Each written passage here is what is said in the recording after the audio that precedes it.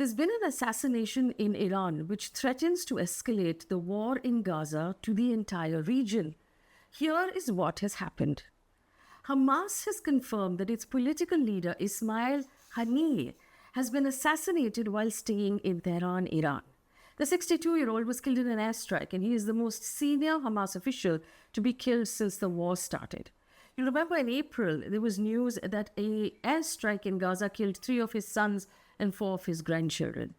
Now, Ismail Haniyeh has been part of Hamas for decades. In recent years, running the group's military operations from exile, emerging as one of the most visible leaders during the conflict in Gaza. He's seen by many diplomats as a moderate pragmatist compared to the hardline members of Hamas inside of Gaza. He was in Tehran to attend the inauguration of Iran's President Masoud Pezeshkian.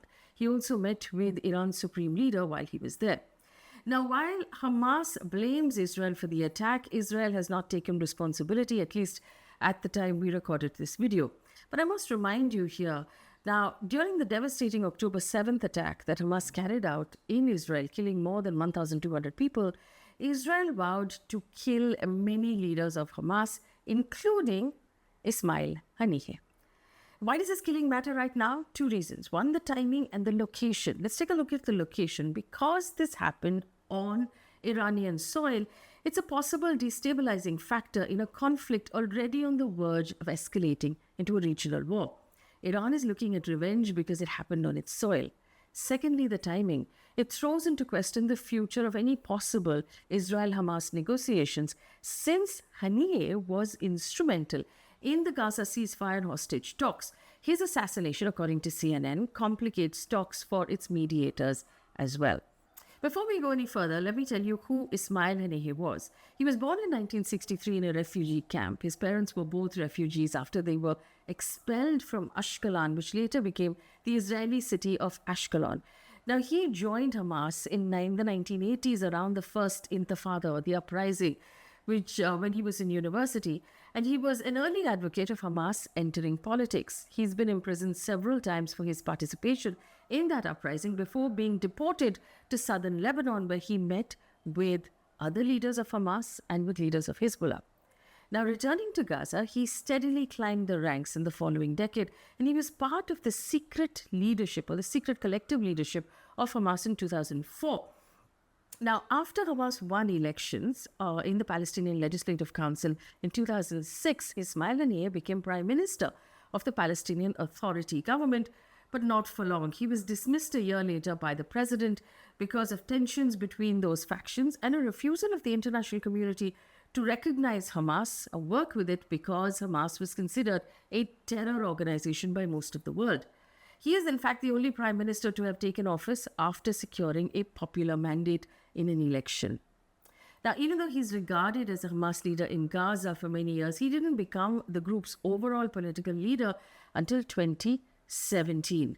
But a year later, the US designated him a specially designated global terrorist. And this happened during a period of tension between Washington and the Palestinians because of a decision to recognize Jerusalem as the capital of Israel, a decision made by then-President Donald Trump. Now, despite that designation, Haniyeh has traveled globally and met with world figures, and he's been recognized as a political leader as recently as this week when he was photographed meeting the Iranian president. He left the Gaza Strip in 2019 for a temporary foreign tour, but was never allowed to come back, and he's lived in exile in Qatar and in Turkey since then. Now, from what we understand, after the Israeli strikes in Gaza began post-October 7th, more than 39,000 Palestinians have died. Haniyeh has been a key figure in participating in international negotiations over that conflict, including the release of hostages that are still in Gaza.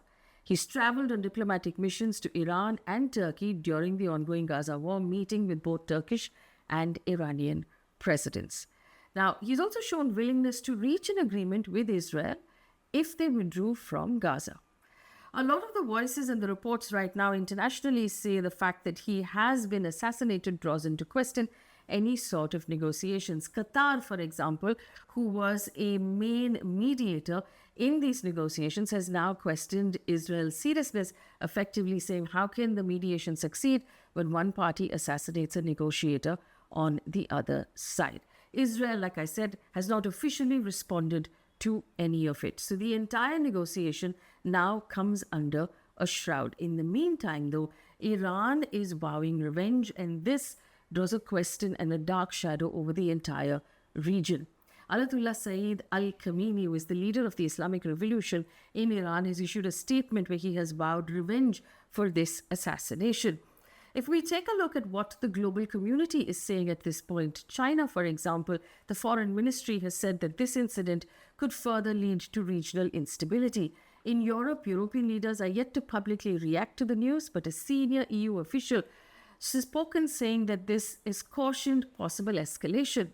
U.S. Secretary of State Antony Blinken on Wednesday said the U.S. is not involved in or been made aware of this assassination in any way, but he stressed the importance of a ceasefire in Gaza, saying it's profoundly in the interest of trying to put things to a better path, not only in Gaza, but in the rest of the region.